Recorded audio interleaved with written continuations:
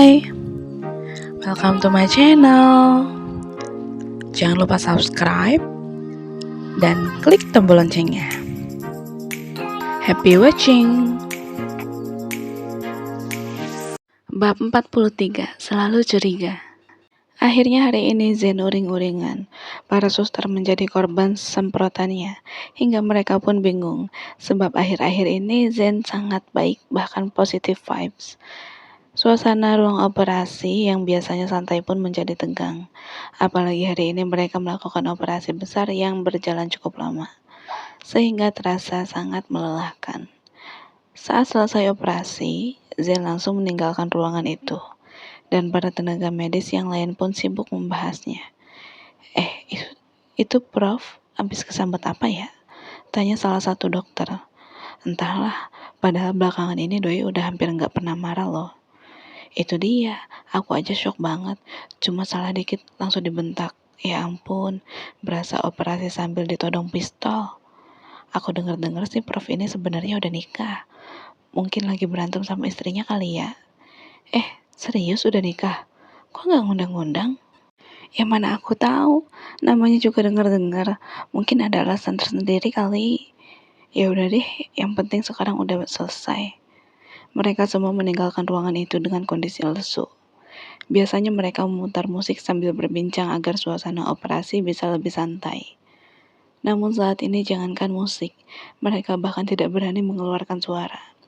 Sesampainya di ruangan pribadi, Zen kembali mengambil ponsel. Ia berharap ada panggilan tak terjawab atau pesan singkat dari istrinya. Zen duduk dan mengecek ponselnya. Keningnya mengerut kalau melihat sama sekali tak ada panggilan atau pesan dari Intan. Apa di sana sangat sibuk sampai dia tidak bisa menghubungiku? Gumam Zen kesal. Dengan tangan gemetar, Zen pun berusaha menghubungi Intan kembali. Namun hatinya semakin panas kalau hanya terdengar nada panggilan tanpa ada yang menjawab. Apa feelingku benar? Dia sedang sibuk dengan si brengsek itu. Gumam Zen sambil menggeretakkan giginya. Zen terlalu emosi sampai membanting pajangan yang ada di mejanya. Prang! Ia kesal karena saat ini Intan sangat jauh, sehingga dirinya tidak bisa mengontrol secara langsung. Zen yang sedang kesal pun meninggalkan ruangannya begitu saja. Ia ingin pergi ke rooftop untuk mencari udara segar. Mau kemana Zen? Tanya Muh yang berpapasan dengannya saat Zen keluar dari ruangan. Mau cari angin, Pak. Baru selesai operasi. Kenapa? Zen balik bertanya. Oh, sebenarnya ada yang ingin Papa bicarakan. Mengenai? Tanya Zen sambil mengerutkan keningnya. 1-2 minggu ke depan, Papa harap kamu bisa fokus mempelajari tentang manajemen rumah sakit. Pintamu. Loh, memang kenapa? Tanya Zen heran. Papa sedang mempersiapkan alih jabatan. Insya Allah bulan depan kita serah terima dan kamu yang akan menjadi direktur rumah sakit ini. Ucapmu. Zen tahu betul dengan begitu ia akan sangat sibuk karena banyak yang harus dipelajari. Apalagi Mu hanya memberinya waktu selama 1 bulan. Pah, kenapa ini sangat mendadak? Papa kan tahu istriku sedang di luar pulau. Keluh Zen. Justru karena itu, kan enak kamu jadi bisa fokus ke kerjaan. Kalau ada istrimu di sini, pasti pikiranmu bercabang kan?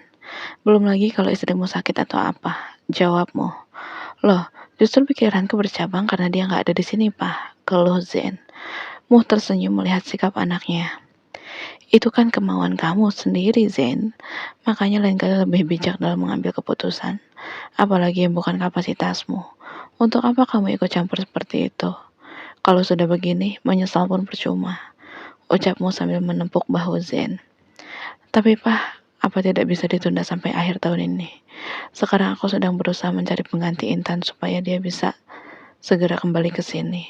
Kalau aku sibuk dengan urusan rumah sakit, bagaimana aku bisa segera menjemputnya? Zen tidak habis pikir mengapa Mu seolah senang jika dirinya jauh dari Intan. Justru saat ini profesionalisme kamu sedang dipertimbangkan. Jika kamu memang profesional, kamu pasti bisa menjalaninya. Namun jika tidak, mungkin Papa terpaksa memberikan jabatan ini pada orang lain. Ucapmu. Ia tahu betul anaknya itu sangat ingin menjadi pemimpin rumah sakit, sehingga Muh berani menantang Zen seperti itu.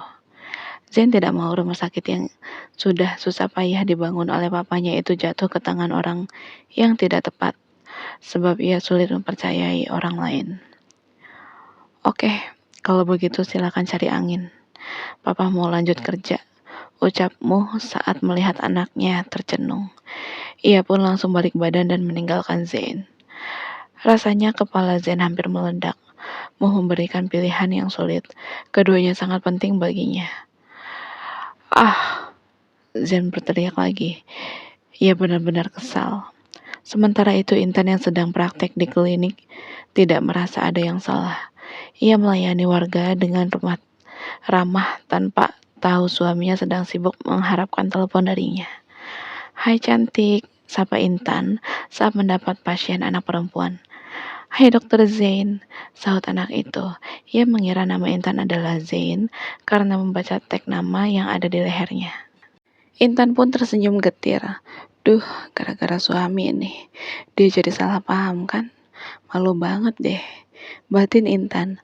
Rasanya ia ingin melepas kalung itu, namun Intan masih mengingat pesan suaminya. Sore hari Intan pulang dari klinik dengan berjalan kaki.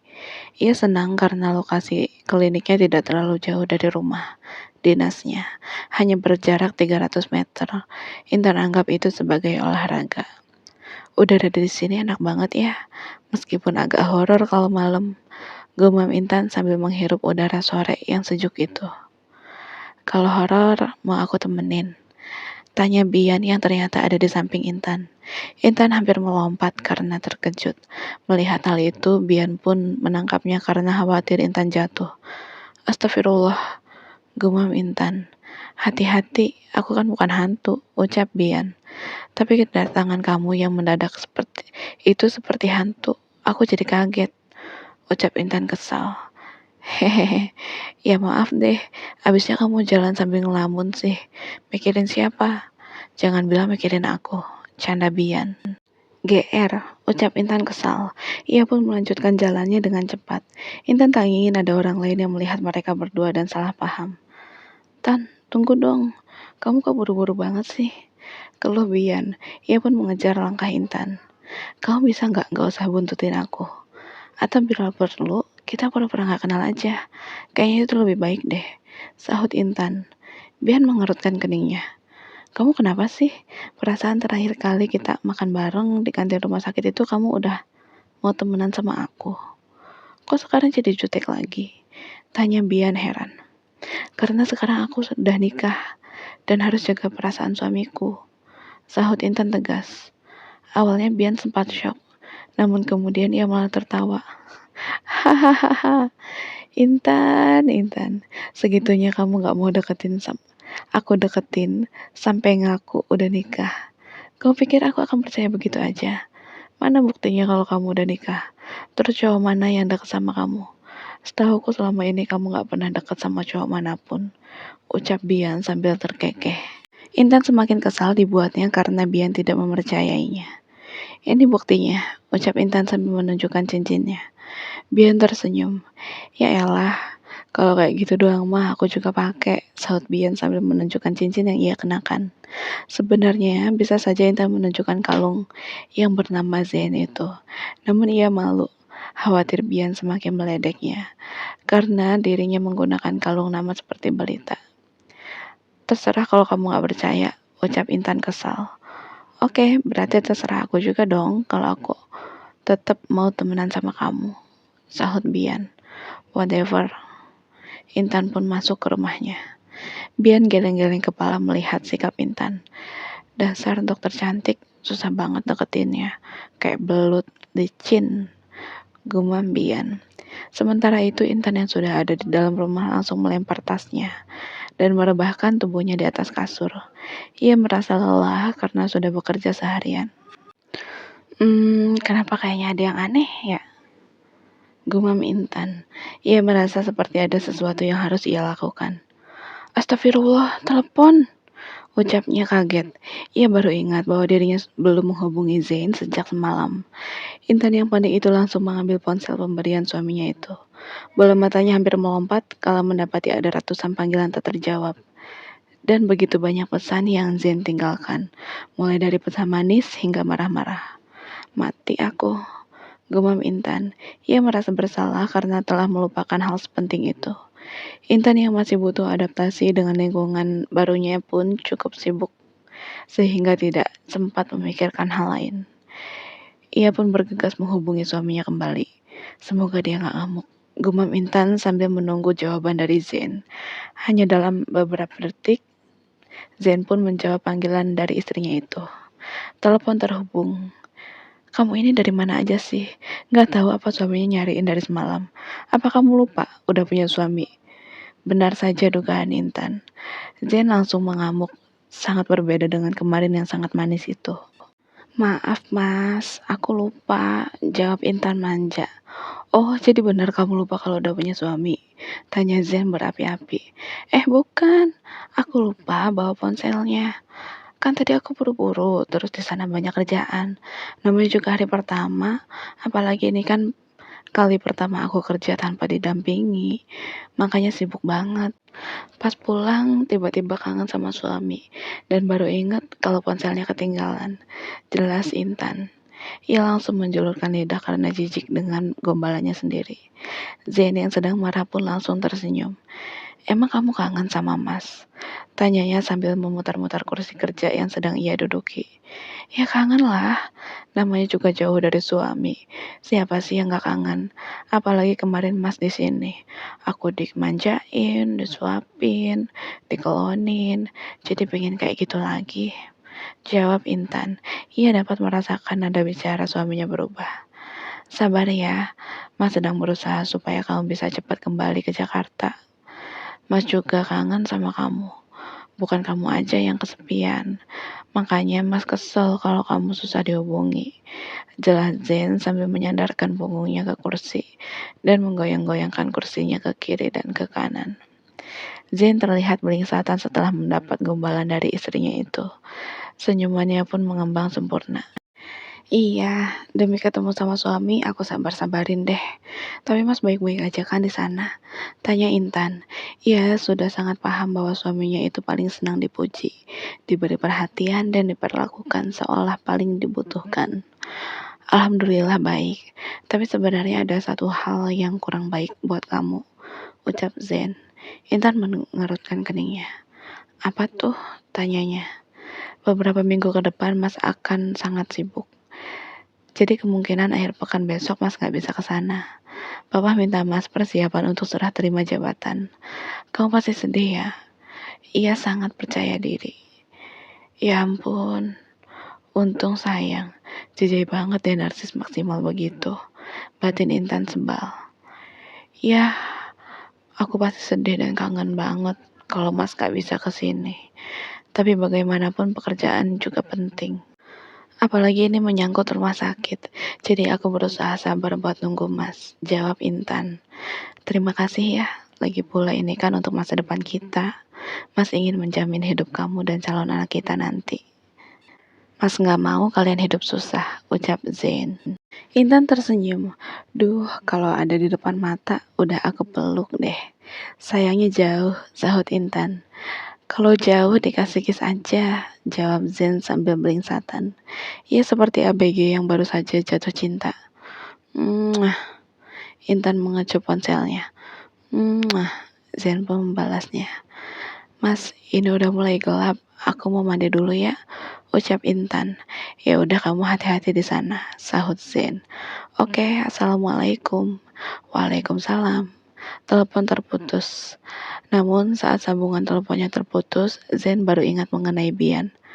Ah iya, kenapa aku gak nyari tahu tentang si brengsek itu? Gumam Zen. Ia menyesal dan menjadi penasaran. Zen sangat ingin tahu apakah Intan sudah bertemu dengan Bian atau belum. Namun mengingat apa yang terjadi kemarin, Zen yakin bahwa Bian pasti ikut lari bersama tentara yang lain. Sampai dia berani mendekati istriku, akan kulempar dia ke laut. Gumam Zain kesal. Keesokan harinya, Zain bekerja dengan penuh semangat.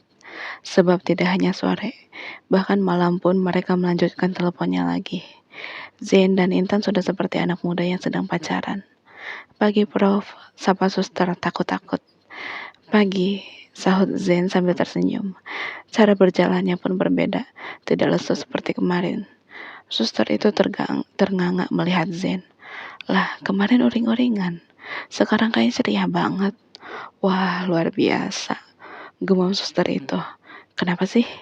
Tanya temannya yang baru saja muncul. Itu kamu ingat kan kemarin Prof seharian marah-marah terus. Barusan dia ramah banget coba. Padahal aku udah takut nyapanya. Iya bener loh. Aku juga tadi ketemu sama dia di depan. Ya ampun, senyumannya merekah. Seolah gak pernah ada masalah. Dia lupa kemarin kita semua dibikin ketar-ketir sama dia. Ucap suster itu gemas. Duh, semoga aja setiap hari begitu ya. Biar kita gak pusing ngadepinnya. Iya, kita juga jadi semangat kerjanya. Gak stres karena takut diamuk terus. Setelah asik membahas Zen, mereka pun mulai melakukan pekerjaannya masing-masing. Di tempat lain, lagi-lagi Bian mengganggu Intan. Ia datang ke klinik sebagai pasien. Saya sedang bertugas, mau apa kamu datang ke sini? Tanya Intan ketus. Ya ampun, ternyata dokter ini di sini galak ya. Masa sama pasien begitu? Keluh Bian sambil duduk di hadapan Intan.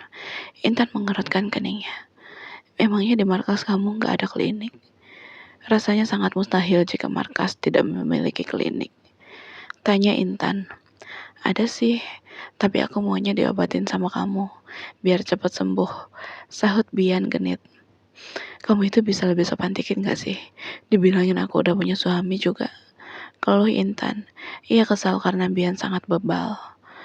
Aku akan percaya kalau udah lihat suami kamu dengan mata kepala sendiri. Jawab Bian. Sampai saat ini ia masih yakin bahwa Intan hanya membohonginya. Intan tidak menjawabnya. Ia hanya diam sambil menekuk wajah. Sakit apa? Tanyanya ketus. Sakit hati, jawab Bian. Pak, saya ini sedang bertugas. Di luar banyak pasien lain yang lebih membutuhkan pertolongan. Jadi lebih baik Anda keluar daripada main-main di sini. Ucap Intan tegas. Wow, kamu tuh jangan galak-galak dong.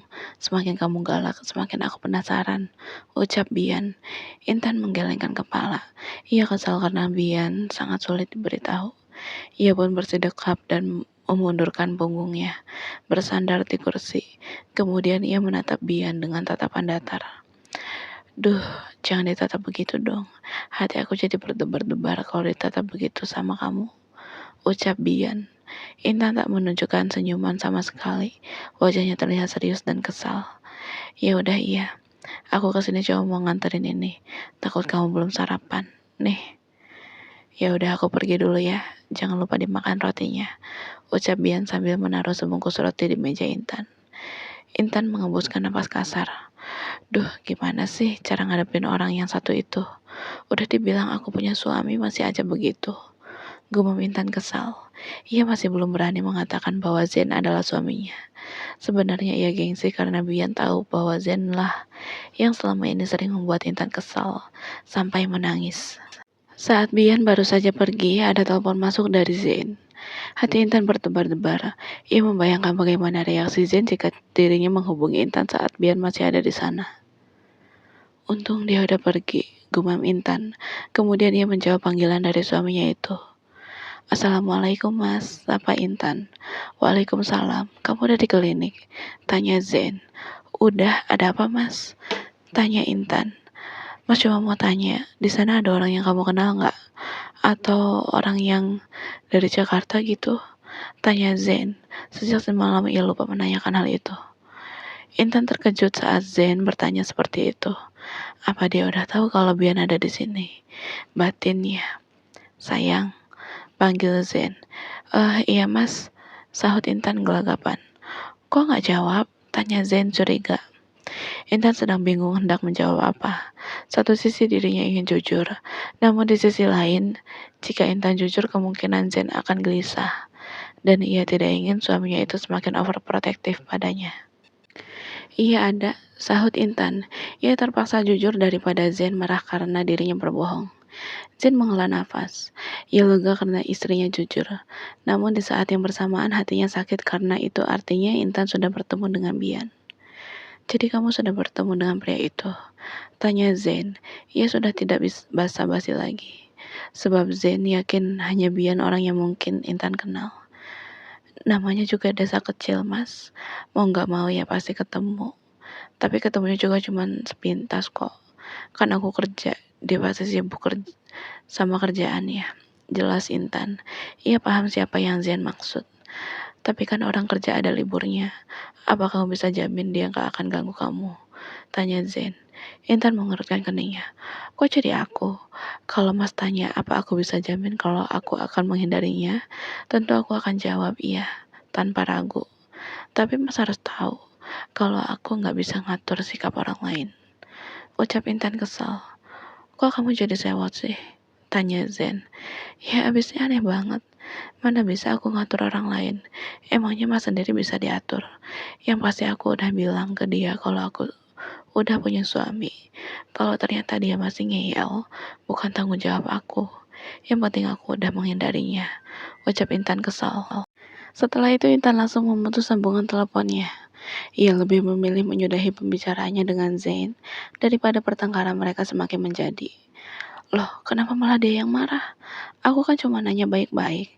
Pakai langsung dimatiin segala teleponnya. Gumam Zain kesal. Zain berusaha menghubungi istrinya kembali. Ia tidak terima diperlakukan seperti itu oleh Intan. Namun sayang, ternyata Intan langsung menonaktifkan ponselnya. Ia ingin fokus bekerja dan tidak terganggu oleh rengekan suaminya yang rewel itu. Zain semakin kesal karena tidak dapat menghubungi istrinya itu. Kenapa dia seperti itu? Apa sebenarnya dia tidak senang didekati oleh pria itu? Gumam Zain, hati yang terbakar api cemburu. Membayangkan mereka berdua di sana tanpa ada yang mengawasi membuat Zain sangat resah. Apalagi suasana malam hari di sana cukup gelap. Bisa saja Bian menyelinap masuk ke rumah dinas istrinya itu. Hal tersebut membuat Zain merasa hampir gila. Sial, pakiknya dengan suara lantang. Setelah itu ia menaruh ponselnya kemudian meninggalkan ruangan pribadinya itu. Saat sedang di jalan, Zain berpapasan dengan suster. Lalu suster yang mendengar bahwa suasana hati Zain pagi ini sedang baik, menyapanya dengan percaya diri. Pagi Prof, sapa suster itu ramah. Zain yang sedang kesal pun tidak mendengarnya. Ia tetap berjalan dengan wajah seperti hendak perang. Lah, katanya tadi lagi good mood. Kok ditekuk begitu? Gumam suster itu heran. Setibanya di poli, Zain langsung meminta suster untuk memulai polinya. Buka polinya sekarang juga, ucap Zain dingin. Baik, Prof. Sahut suster itu. Apa aku nggak salah lihat? Atau cuma perasaanku aja ya? Tadi pagi Prof lama banget, sampai senyum semeringah. Tapi kenapa sekarang malah asem begini? Gumam suster itu sambil keluar dari ruangan Zain. Kenapa? Tanya suster lain yang berjaga di luar. SOS, ucapnya. Itu adalah kode mereka jika Zain sedang bad mood. Waduh, mereka semua pun panik. Sebab jika begitu, ada kertas jatuh saja bisa membuat Zain marah. Di tempat lain, Intan melanjutkan pekerjaannya dengan tenang. Berbeda dengan Zain yang uring-uringan. Intan yang sedang magang itu merasa harus fokus agar tidak ada kesalahan. Ia melayani pasien dengan ramah, sehingga para pasien pun senang. Apalagi Intan cantik. Mereka jadi semangat berobat ke klinik itu. Selamat siang Bu Dokter, sapa istri dari kepala desa. Intan menoleh ke sumber suara. Kemudian ia pun menjawabnya. Siang Bu, sahut Intan. Sebelumnya mereka pernah berkenalan saat Zain masih ada di sana, sehingga Intan sudah mengenali istri dari kepala desa itu. Saya datang ke sini karena ingin mengundang ibu untuk makan bersama di rumah kami. Kebetulan hari ini kami sedang ada jamuan makan, ucap wanita itu. Intan pun tersenyum kikuk. Oh iya, terima kasih Bu, jawabnya. Sebenarnya ia kurang nyaman karena ia tahu mereka biasa makan makanan yang tidak halal. Bu dokter jangan khawatir, saya sudah memesan makanan yang halal karena kebetulan tamu kami pun banyak yang muslim. Ucap wanita itu. Ia seolah dapat menebak apa yang Intan pikirkan. Oh iya Bu, terima kasih atas undangannya, jawab Intan. Ia bingung hendak menjawab apa lagi. Ya sudah kalau begitu saya pamit dulu. Kami tunggu di sana ya, ucap wanita itu. Baik Bu, sahut Intan. Akhirnya wanita itu pergi meninggalkan klinik. Duh, aku sebenarnya nggak nyaman kalau ada di tempat asing sendirian. Pasti canggung banget deh. Cuma kan nggak enak. juga kalau nggak datang. Apalagi dia sampai ngundang aku secara langsung begitu. Gumam Intan. Ia jadi bingung harus berbuat apa. Saat pasien sudah sepi dan waktu istirahat tiba, Intan pun bersiap meninggalkan klinik. Tak lupa ia mengajak suster yang menjadi asistennya di klinik tersebut. Sus, ikut yuk, ajak Intan. Loh, kan yang diundang cuma dokter, sahut suster. Gak apa-apa dong, kan suster juga nakes di sini. Anggap aja suster keluarga aku, sahut Intan. Ia yakin istri kepala desa itu tidak akan keberatan. Ya udah deh, sahut suster. Akhirnya mereka pun meninggalkan klinik. Suster udah lama tinggal di sini, tanya Intan. Lumayan dok, kebetulan aku juga udah pindah domisili ke sini, jawab suster. Oh ya, kok bisa? Intan tak menyangka suster itu sudah menjadi warga sana. Kebetulan suamiku juga tugas di sini, jadi ya udah sekalian aja semuanya pindah. Hehehe. Oh alah, enak ya kalau deket sama suami, sahut Intan.